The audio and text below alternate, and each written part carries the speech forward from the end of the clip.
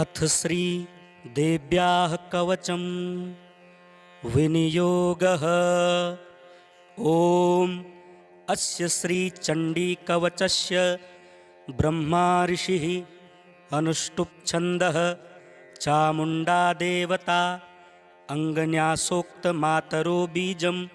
दिग्बन्ध देवतास्तत्त्वं श्रीजगदम्बा प्रीत्यर्थे सप्तशती पाठाङ्गत्वेन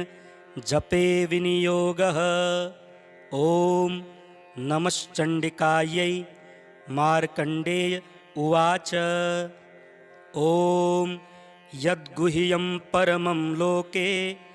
सर्वरक्षाकरं नृणां यन्न कस्यचिदाख्यातं तन्मे ब्रूहि पितामह। ब्रह्मोवाच अस्ति गुह्यतमं विप्र सर्वभूतोपकारकं देव्यास्तु कवचं पुण्यं तच्छृणुष्व महामुने। प्रथमं शैलपुत्री च द्वितीयं ब्रह्मचारिणी तृतीयं चन्द्रघण्टेति कूष्माण्डेति चतुर्थकं पञ्चमं स्कन्दमातेति षष्ठं कात्यायनीति च सप्तमं कालरात्रीति महागौरीति चाष्टमं नवमं सिद्धिदात्री च नवदुर्गाः प्रकीर्तिताः। उक्तान्येतानि नामानि ब्रह्मणैव महात्मना अग्निना दह्यमानस्तु शत्रुमध्ये गतोरणे विषमे दुर्गमे चैव भयार्ताः शरणं गताः न तेषां जायते किञ्चित् अशुभं रणसङ्कटे नापदं तस्य पश्यामि शोकदुःखभयं नहि यस्तु भक्त्या स्मृता नूनं तेषां वृद्धिः प्रजायते। ये त्वां स्मरन्ति देवेशि रक्षसे तान्न संशयः। प्रेतसंस्था तु चामुण्डा वाराही महिषासना ऐन्द्री गजसमारूढा वैष्णवी गरुडासना माहेश्वरी वृषारूढा कौमारी शिखिवाहना लक्ष्मीः पद्मासना देवी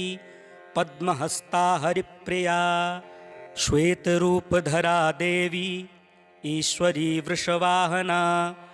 ब्राह्मी हंससमारूढा सर्वाभरणभूषिता इत्येता मातरः सर्वाः सर्वयोगसमन्विताः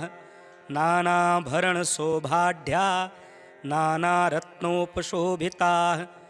दृश्यन्ते रथमारूढा देव्यः क्रोधसमाकुलाः शङ्खं चक्रं गदां शक्तिं हलं च मुशलायुधं खेटकं तोमरं चैव परशुं पाशमेव च कुन्तायुधं त्रिशूलं च शाङ्गमायुधमुत्तमं दैत्यानां देहनाशाय भक्तानां भयाय च धारयन्त्यायुधानीत्थं देवानां च हिताय वै नमस्तेस्तु महारौद्रे महाघोरपराक्रमे महाबले महोत्साहे महाभयविनाशिनी त्राहि मां देवि दुष्प्रेक्षे शत्रूणां भयवर्धिनि प्राच्यां रक्षतु मामैन्द्री आग्नेय्याम् अग्निदेवता दक्षिणेवतु वाराही नैर्जित्यां खड्गधारिणी प्रतीच्यां वारुणी रक्षेद् वायव्यां मृगवाहिनी उदीच्यां पातु कौमारी ऐशान्यां शूलधारिणी ऊर्ध्वं ब्रह्माणि मे रक्षेद् हस्ताद् वैष्णवी तथा एवं दश दिशो रक्षेत् चामुण्डा शववाहना जया मे चाग्रतः पातु विजया पातु पृष्ठतः अजिता वामपार्श्वे तु दक्षिणे चापराजिता शिखामुद्योतिनी रक्षेत् उमा मूर्ध्निं व्यवस्थिता मामाधरी ललाटे च भ्रुवौ रक्षेद यशस्विनी त्रिनेत्रा च भ्रुवोर्मध्ये यमघण्टा च नासिके शङ्खिनी चक्षुषोर्मध्ये क्षोत्रयोर्द्वारवासिनी कपोलौ कालिका रक्षेत् कर्णमूले तु शाङ्करी नासिकायां सुगन्धा च उत्तरोष्ठे च चर्चिका अधरे चामृतकला जिह्वायां च सरस्वती दन्तान् रक्षतु कौमारी कण्ठदेशे तु चण्डिका घण्टिकां चित्रघण्टा च महामाया च तालुके कामाक्षी चिबुकं रक्षेद् वाचं मे सर्वमङ्गला ग्रीवायां भद्रकाली च पृष्ठवंशे धनुर्धरी नीलग्रीवा बहिः कण्ठे नलिकां नलकूबरी स्कन्धयोः खड्गिनी रक्षेद् बाहू मे वज्रधारिणी हस्तयोर्दण्डिनी रक्षेत् अम्बिका चाङ्गुलीषु च नखाञ्चूलेश्वरी रक्षेत् कुक्षौ रक्षेत् कुलेश्वरी स्तनौ रक्षेन्महादेवी मनः शोकविनाशिनी हृदये ललिता देवी उदरे शूलधारिणी नाभौ च कामिनी रक्षेत् गुह्यं गुह्येश्वरी तथा पूतना कामिका मेढ्रुं गुदे महिषवाहिनी कट्यां भगवती रक्षेत् जानुनी विन्ध्यवासिनी जङ्घे महाबला रक्षेत् सर्वकामप्रदायिनी गुल्फयोर्नारसिंही च पादपृष्ठे तु तैजसी पादाङ्गुलीषु श्रीरक्षेत् पादाधस्तलवासिनी नखान् दंष्ट्राकराली च केशाश्चैवोर्ध्वकेशिनी रोमकूपेषु कौबेरी त्वचं वागीश्वरी तथा रक्तमज्जावसा मांसान् नस्तिमेदांसि पार्वती अन्त्राणि कालरात्रिश्च पित्तं च मुकुटेश्वरी पद्मावती पद्मकोशे कफे चूडामणिस्तथा ज्वालामुखी नखज्वालां भेद्या सर्वसन्धिषु शुक्रं ब्रह्माणि मे रक्षेत् छायां छत्रेश्वरी तथा अहङ्कारं मनोबुद्धिं रक्षेन्मे धर्मधारिणी प्राणापानौ तथा व्यान मुदानं च समानकं वज्रहस्ता च मे रक्षेत् प्राणं कल्याणशोभना रसे रूपे च गन्धे च शब्दे स्पर्शे च योगिनी सत्त्वं रजस्तमश्चैव रक्षेन्नारायणी सदा आयु रक्षतु वाराही धर्मं रक्षतु वैष्णवी यशः कीर्तिं च लक्ष्मीं च धनं विद्यां च चक्रिणी गोत्रमिन्द्राणि मे रक्षेत् पशून् मे रक्ष चण्डिके पुत्रान् रक्षेन्महालक्ष्मीर्भार्यां रक्षतु भैरवी पन्थानं सुपथा रक्षेन् मार्गं क्षेमकरी तथा राजद्वारे महालक्ष्मीर्विजया सर्वतः स्थिता रक्षाहीनं तु यत्स्थानं वर्जितं कवचेन तु तत्सर्वं रक्ष मे देवी जयन्ती पापनाशिनी पदमेकं न गच्छेत्तु यदीच्छेच्छुभमात्मनः कवचेनावृतो नित्यं यत्र यत्रैव गच्छति तत्र तत्रार्थलाभश्च विजयः सार्वकामिकः यं यं चिन्तयते कामं तं तं प्राप्नोति निश्चितं परमैश्वर्यमतुलं प्राप्स्यते भूतले पुमान् निर्भयो जायते मर्त्यः सङ्ग्रामेष्वपराजितः त्रैलोक्ये तु भवेत् पूज्यः कवचेनावृतः पुमान् इदं तु देव्याः कवचं देवानामपि दुर्लभं यः पठेत् प्रयतो नित्यं त्रिसन्ध्यं श्रद्धयान्वितः दैवी कला भवेत् तस्य त्रैलोक्येष्वपराजितः जीवेद् वर्षशतं साग्रं मपमृत्युविवर्जितः नश्यन्ति व्याधयः सर्वे लूता विस्फोटकादयः स्थावरं जङ्गमं चैव कृत्रिमं चापि यद्विषम् अभिचाराणि सर्वाणि मन्त्रयन्त्राणि भूतले भूचराः खेचराश्चैव जलजाश्चोपदेशिकाः सहजा कुलजा माला डाकिनी शाकिनी तथा अन्तरिक्षचरा घोरा डाकिन्यश्च महाबलाः ग्रहभूतपिशाचाश्च यक्षगन्धर्वराक्षसाः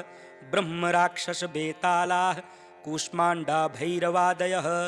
नश्यन्ति दर्शनात् तस्य कवचे हृदि संस्थिते मानोन्नतिर्भवेद् राज्ञस्तेजो वृद्धिं करं परं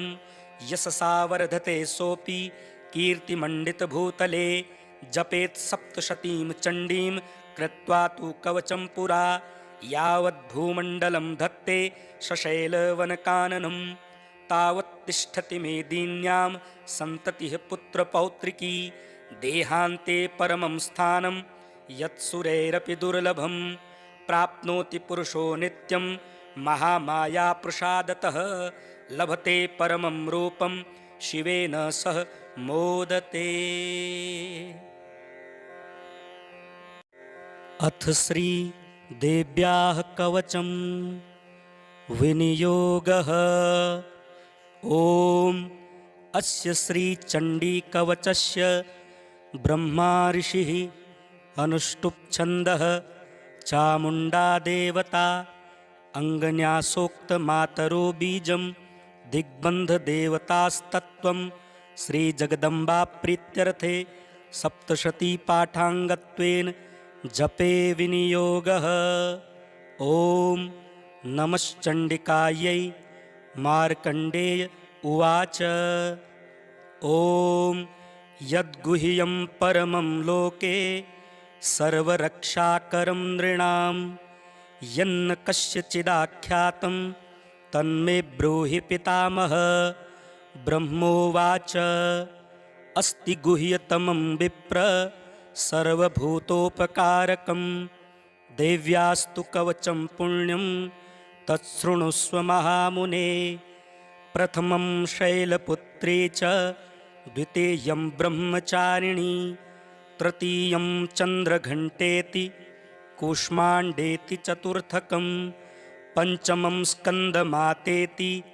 षष्ठं कात्यायनीति च सप्तमं कालरात्रीति महागौरीति चाष्टमं नवमं सिद्धिदात्री च नवदुर्गाः प्रकीर्तिताः। उक्तान्येतानि नामानि ब्रह्मणैव महात्मना अग्निना दह्यमानस्तु शत्रुमध्ये गतोरणे विषमे दुर्गमे चैव भयार्ताः शरणं गताः न तेषां जायते किञ्चित् अशुभं रणसङ्कटे नापदं तस्य पश्यामि शोकदुःखभयं न हि यैस्तु भक्त्या स्मृता नूनं तेषां वृद्धिः प्रजायते। ये त्वां स्मरन्ति देवेशि रक्षसे तान्न संशयः। प्रेतसंस्था तु चामुण्डा वाराही महिषासना ऐन्द्री गजसमारूढा वैष्णवी गरुडासना माहेश्वरी वृषारूढा कौमारी शिखिवाहना लक्ष्मीः पद्मासना देवी पद्महस्ता हरिप्रिया श्वेतरूपधरा देवी ईश्वरी वृषवाहना ब्राह्मी हंससमारूढा सर्वाभरणभूषिता इत्येता मातरः सर्वाः सर्वयोगसमन्विताः नानाभरणशोभाढ्या नानारत्नोपशोभिताः दृश्यन्ते रथमारूढा देव्यः क्रोधसमाकुलाः शङ्खं चक्रं गदां शक्तिं हलं च मुशलायुधं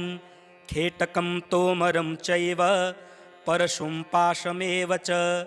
कुन्तायुधं त्रिशूलं च शाङ्गमायुधमुत्तमं दैत्यानां देहनाशाय भक्तानां भयाय च धारयन्त्यायुधानीत्थं देवानां च हिताय वै नमस्तेस्तु महारौद्रे महाघोरपराक्रमे महाबले महोत्साहे महाभयविनाशिनी त्राहि मां देवि दुष्प्रेक्षे शत्रूणां भयवर्धिनि प्राच्यां रक्षतु मामैन्द्री आग्नेय्याम् अग्निदेवता दक्षिणेवतु वाराही नैर्जित्यां खड्गधारिणी प्रतीच्यां वारुणी रक्षेद् वायव्यां मृगवाहिनी उदीच्यां पातु कौमारी ऐशान्यां शूलधारिणी ऊर्ध्वं ब्रह्माणि मे रक्षेत् हस्ताद् वैष्णवी तथा एवं दश दिशो रक्षेत् चामुण्डा शववाहना जया मे चाग्रतः पातु विजया पातु पृष्ठतः अजिता वामपार्श्वे तु दक्षिणे चापराजिता शिखामुद्योतिनी रक्षेत् उमा मूर्ध्निं व्यवस्थिता मामाधरी ललाटे च भ्रुवौ रक्षेद यशस्विनी त्रिनेत्रा च भ्रुवोर्मध्ये यमघण्टा च नासिके शङ्खिनी चक्षुषोर्मध्ये क्षोत्रयोर्द्वारवासिनी कपोलौ कालिका रक्षेत् कर्णमूले तु शाङ्करी नासिकायां सुगन्धा च उत्तरोष्ठे च चर्चिका अधरे चामृतकला जिह्वायां च सरस्वती दन्तान् रक्षतु कौमारी कण्ठदेशे तु चण्डिका घण्टिकां चित्रघण्टा च महामाया च तालुके कामाक्षी चिबुकं रक्षेद् वाचं मे सर्वमङ्गला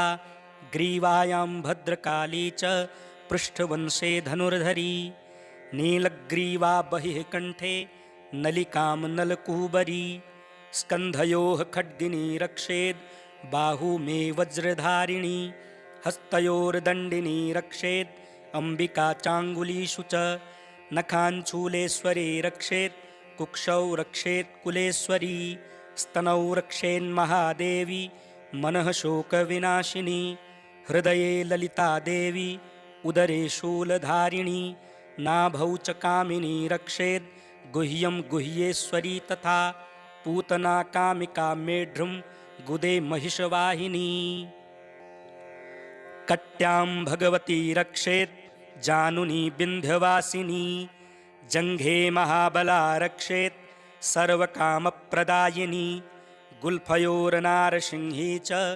पादपृष्ठे तु तैजसी पादाङ्गुलीषु श्रीरक्षेत् पादाधस्तलवासिनी नखान् दंष्ट्राकराली च केशाश्चैवोर्ध्वकेशिनी रोमकूपेषु कौबेरी त्वचं वागीश्वरी तथा रक्तमज्जावसा मांसान् नस्तिमेदांसि पार्वती अन्त्राणि कालरात्रिश्च पित्तं च मुकुटेश्वरी पद्मावती पद्मकोशे कफे चूडामणिस्तथा ज्वालामुखी नखज्वालां भेद्या सर्वसन्धिषु शुक्रं ब्रह्माणि मे रक्षेत् छायां छत्रेश्वरी तथा अहङ्कारं मनोबुद्धिं रक्षेन्मे धर्मधारिणी प्राणापानौ तथा व्यान मुदानं च समानकं वज्रहस्ता च मे रक्षेत् प्राणं कल्याणशोभना रसे रूपे च गन्धे च शब्दे स्पर्शे च योगिनी सत्त्वं रजस्तमश्चैव रक्षेन्नारायणी सदा आयुरक्षतु वाराही धर्मं रक्षतु वैष्णवी यशः कीर्तिं च लक्ष्मीं च धनं विद्यां च चक्रिणी गोत्रमिन्द्राणि मे रक्षेत् पशून् मे रक्ष चण्डिके पुत्रान् रक्षेन्महालक्ष्मीर्भार्यां रक्षतु भैरवी पन्थानं सुपथा रक्षेन् मार्गं क्षेमकरी तथा राजद्वारे महालक्ष्मीर्विजया सर्वतः स्थिता रक्षाहीनं तु यत्स्थानं वर्जितं कवचेन तु तत्सर्वं रक्ष मे देवी जयन्ती पापनाशिनी पदमेकं न गच्छेत्तु यदिच्छेच्छुभमात्मनः कवचेनावृतो नित्यं यत्र यत्रैव गच्छति तत्र तत्रार्थलाभश्च विजयः सार्वकामिकः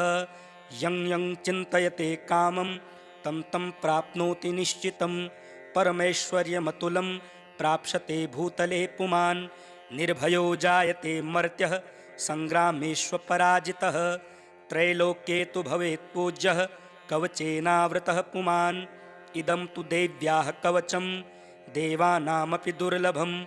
यः पठेत् प्रयतो नित्यं त्रिसन्ध्यं श्रद्धयान्वितः दैवी कला भवेत् तस्य त्रैलोक्येष्वपराजितः जीवेद् वर्षशतं साग्रं मपमृत्युविवर्जितः नश्यन्ति व्याधयः सर्वे लूता विस्फोटकादयः स्थावरं जङ्गमं चैव कृत्रिमं चापि यद्विषम् अभिचाराणि सर्वाणि मन्त्रयन्त्राणि भूतले भूचराः खेचराश्चैव जलजाश्चोपदेशिकाः सहजा कुलजा माला डाकिनी शाकिनी तथा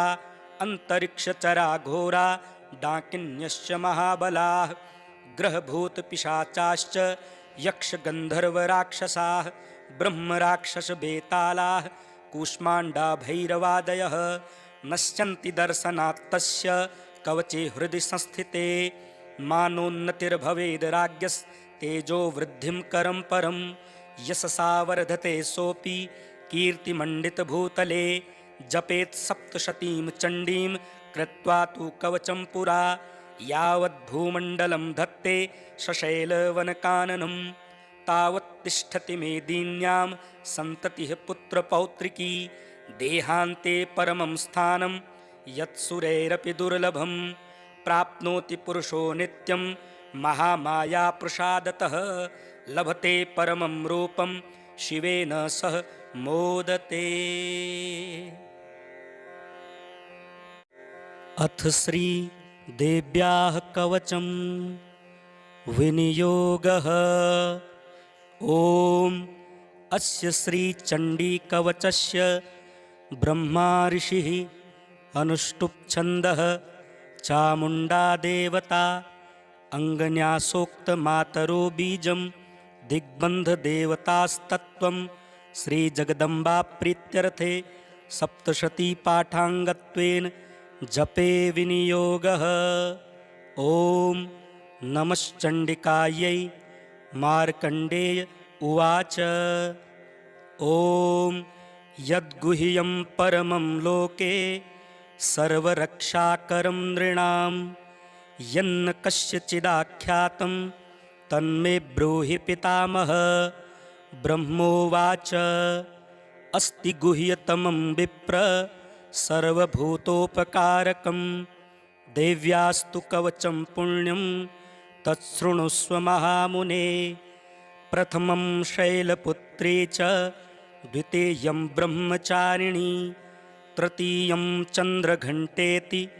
कूष्माण्डेति चतुर्थकं पञ्चमं स्कन्दमातेति षष्ठं कात्यायनीति च सप्तमं कालरात्रीति महागौरीति चाष्टमं नवमं सिद्धिदात्री च नवदुर्गाः प्रकीर्तिताः। उक्तान्येतानि नामानि ब्रह्मणैव महात्मना अग्निना दह्यमानस्तु शत्रुमध्ये गतोरणे विषमे दुर्गमे चैव भयार्ताः शरणं गताः न तेषां जायते किञ्चिद् अशुभं रणसङ्कटे नापदं तस्य पश्यामि शोकदुःखभयं नहि यैस्तु भक्त्या स्मृता नूनं तेषां वृद्धिः प्रजायते ये त्वां स्मरन्ति देवेशि रक्षसे तान्न संशयः। प्रेतसंस्था तु चामुण्डा वाराही महिषासना ऐन्द्री गजसमारूढा वैष्णवी गरुडासना माहेश्वरी वृषारूढा कौमारी शिखिवाहना लक्ष्मीः पद्मासना देवी पद्महस्ता हरिप्रिया श्वेतरूपधरा देवी ईश्वरी वृषवाहना ब्राह्मी हंससमारूढा सर्वाभरणभूषिता इत्येता मातरः सर्वाः सर्वयोगसमन्विताः नानाभरणशोभाढ्या नानारत्नोपशोभिताः दृश्यन्ते रथमारूढा देव्यः क्रोधसमाकुलाः शङ्खं चक्रं गदां शक्तिं हलं च मुशलायुधं खेटकं तोमरं चैव परशुं पाशमेव च कुन्तायुधं त्रिशूलं च शाङ्गमायुधमुत्तमं दैत्यानां देहनाशाय भक्तानां भयाय च धारयन्त्यायुधानीत्थं देवानां च हिताय वै नमस्तेस्तु महारौद्रे महाघोरपराक्रमे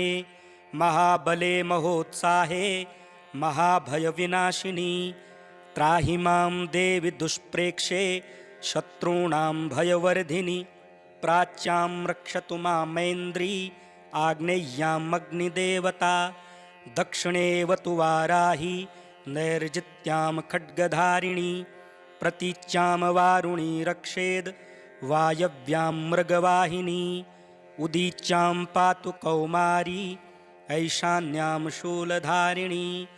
ऊर्ध्वं ब्रह्माणि मे रक्षेत् हस्ताद् वैष्णवी तथा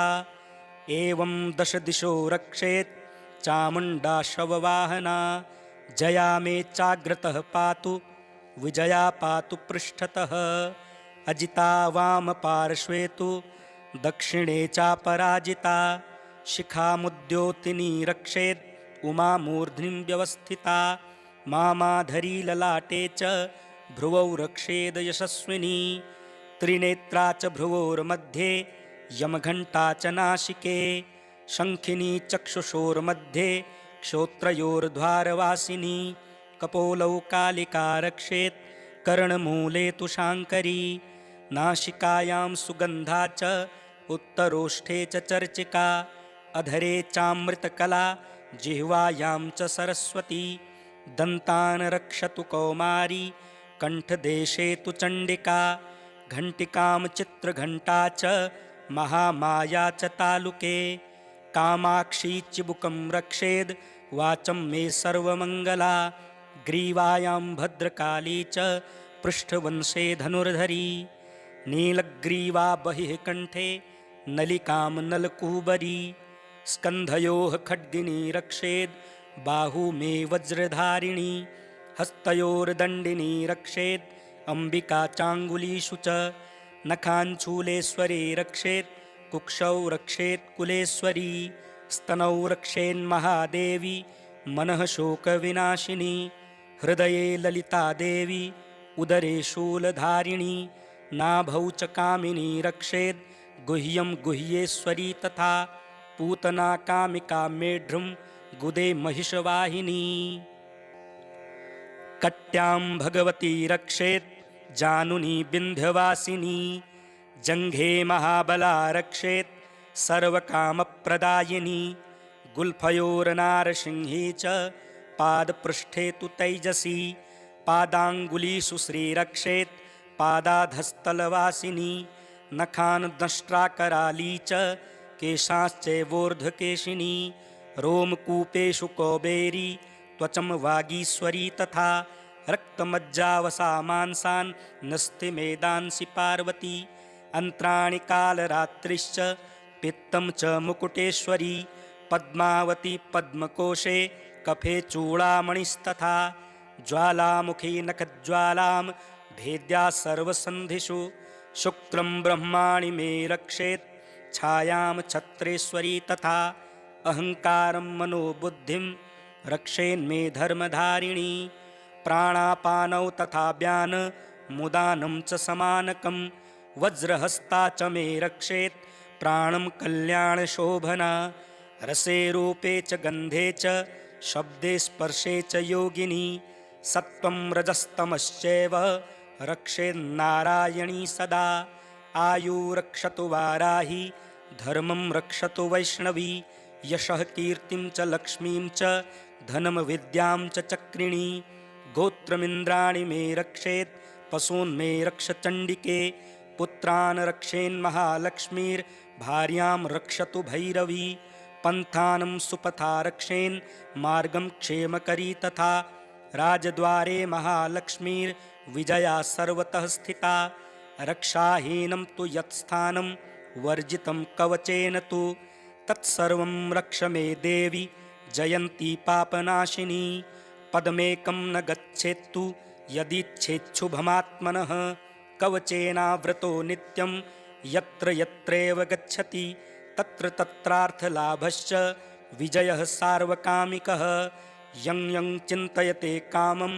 तं तं प्राप्नोति निश्चितं परमैश्वर्यमतुलं प्राप्स्यते भूतले पुमान् निर्भयो जायते मर्त्यः सङ्ग्रामेष्वपराजितः त्रैलोक्ये तु भवेत् पूज्यः कवचेनावृतः पुमान् इदं तु देव्याः कवचं देवानामपि दुर्लभं यः पठेत् प्रयतो नित्यं त्रिसन्ध्यं श्रद्धयान्वितः दैवी कला भवेत् तस्य त्रैलोक्येष्वपराजितः जीवेद् वर्षशतं साग्रं मपमृत्युविवर्जितः नश्यन्ति व्याधयः सर्वे लूता विस्फोटकादयः स्थावरं जङ्गमं चैव कृत्रिमं चापि यद्विषम् अभिचाराणि सर्वाणि मन्त्रयन्त्राणि भूतले भूचराः खेचराश्चैव जलजाश्चोपदेशिकाः सहजा कुलजा माला डाकिनी शाकिनी तथा अन्तरिक्षचरा घोरा डाकिन्यश्च महाबलाः ग्रहभूतपिशाचाश्च यक्षगन्धर्वराक्षसाः ब्रह्मराक्षसबेतालाः कूष्माण्डा भैरवादयः नश्यन्ति दर्शनात् तस्य कवचे हृदि संस्थिते मानोन्नतिर्भवेद् राज्ञस्तेजो वृद्धिं करं परं यशसा वर्धते सोऽपि कीर्तिमण्डितभूतले जपेत् सप्तशतीं चण्डीं कृत्वा तु कवचं पुरा यावद्भूमण्डलं धत्ते सशैलवनकाननं तावत् तिष्ठति मेदिन्यां सन्ततिः पुत्रपौत्रिकी देहान्ते परमं स्थानं यत्सुरैरपि दुर्लभं प्राप्नोति पुरुषो नित्यं महामायाप्रसादतः लभते परमं रूपं शिवेन सह मोदते।